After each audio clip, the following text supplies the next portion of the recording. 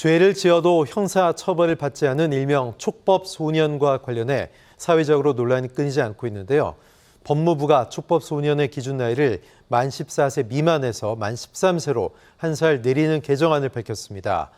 순천향대 오윤성 경찰행정학과 교수 모시고 자세히 알아보겠습니다. 어서 오십시오. 네, 안녕하세요. 네, 안녕하십니까. 자, 법무부가 먼저 촉법 소년 기준 나이를 한 살 내렸죠. 13세 미만이 된다고 밝혔습니다. 한동훈 장관이 직접 밝혔는데요. 직접 들어보시죠.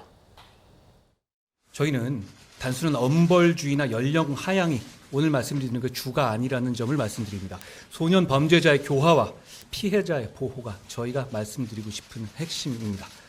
형사 미성년자의 연령을 현행 14세에서 13세로 70년 만에 한 살 낮추겠습니다. 최근 촉법 소년의 범죄가 증가하고 있고 범행 수법이 흉포화되고 있는 것이 통계적으로 확인되고 있습니다. 그리고 촉법 소년의 제도를 범행에 적극적으로 악용하는 사례 등으로 인해서 그러니까 촉법 소년을 데려다가 범행을 시키는 경우까지도 있었습니다. 네, 한동훈 장관은 소년 범죄자의 교화와 피해자 보호를 강조하면서 발표를 했죠. 자, 교수님, 실제로 촉법 소년 범죄가 얼마나 심각한 수준입니까? 지금 이제 방금 발표한 대로 지금 그 대법 2022 사법 영감에 의하면 지금 이제 양과 질에 있어서 변화가 있는데요. 지금 이제 촉법 소년 범죄 접수 건수를 보게 되면 2017년에 7,896건이고요. 2021년에 12,501건입니다. 즉 다시 말해서 56% 정도가 증가를 한 거죠.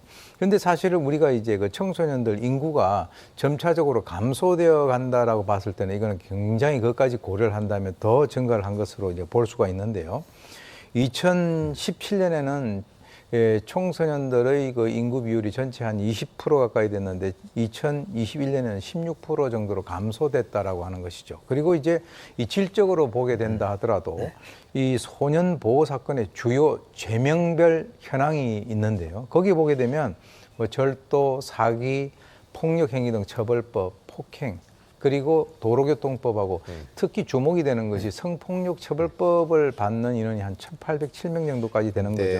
그리고 강력범도 매년 한 450명 내외로 지금 발생이 되고 있는데, 즉 다시 말해서 양과 질에 있어서 양은 증가하고 질은 점차적으로 흉폭화되고 있다라고 하는 사실을 우리가 확인할 수 있습니다. 예, 지난 5년 만에 50% 넘게 증가, 상당히 심각한데 지난 6월부터 지금 한동훈 장관도 그렇고 전담 부서를 꾸려서 이 하향에 대해서 현실화 기준 방안에서 논의를 했습니다.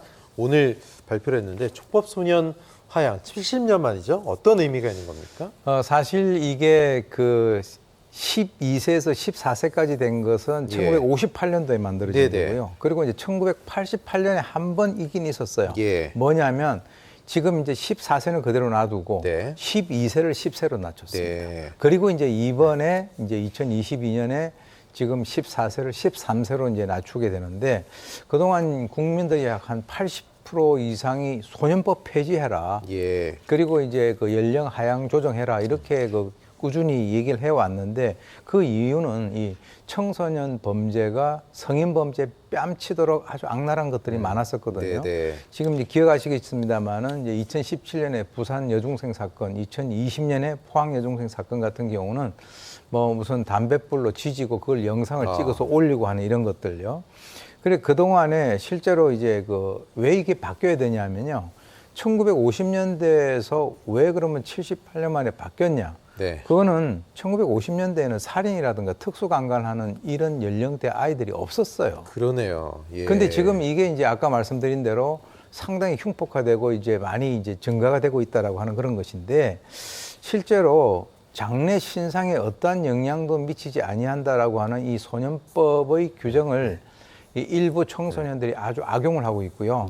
그리고 이제 소위 얘기해서 우리 그 사회가 이 청소년들에게 잘못된 메시지를 준 거란 말이죠. 그래서 우리 촉법이니까 촉법 도달하기 전에 하고 싶은 거 한번 다 해보자. 이런 식으로 그 어떤 그 또래 아이들이 서로가 전파를 하고 있는 이 상황에 대해서 이번에 법무부 또는 국가기관이 네. 심각성을 인식을 한 것으로 보입니다. 예, 뭐 이게 얼마나 실효성이 있을지 촉법 소년 연령 하향을 놓고 의견이 분분한데 아까도 말씀하셨듯이 뭐 뻔뻔하게 들어오면서 저희 촉법인데 이런 아이들도 많다고 하지 않습니까?